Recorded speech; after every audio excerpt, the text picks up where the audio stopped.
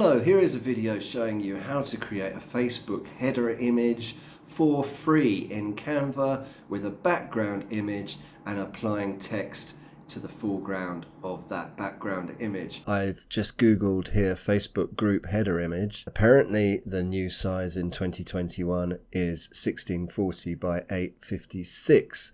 So I'll just quickly do this in Canva to show you that everything can be done for free.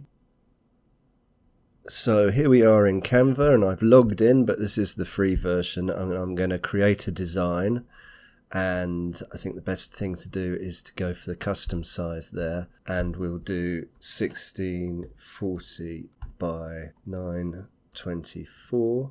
It's interesting there.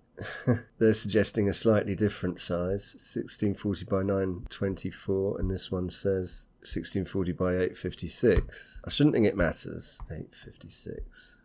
Create new design. Okay, so we'll upload my background image.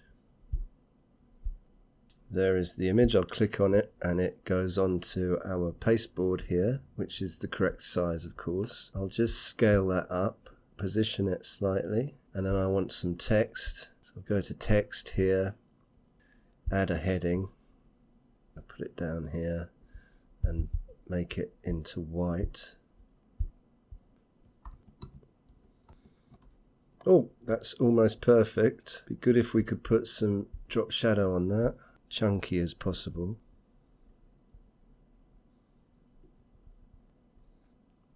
Anyway, something like that. Let's download this now. I'll go for a JPEG. I think that'll be good quality. Okay, so that's that bit done. So we'll go to Facebook now and we'll go to my groups, and here is create new group. So let's first things first, let's give it a name and create. And of course we want to edit here and upload photo and get the photo we created at Canva.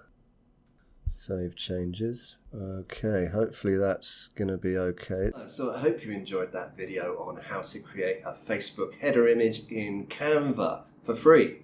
Now don't worry so much about the size. There'll be different sizes people say to make these images in. That's because what you view of the image on Facebook depends on the device you are viewing Facebook on. It will show different areas of the image depending on whether you view it on a tablet, a mobile, or a desktop computer. So just try and get the text or anything interesting kind of in the middle of the image, and use the background as a background so it doesn't matter if anything is cropped off the sides. My name's Rob Cubban. I hope you enjoyed that. I'll see you in another video.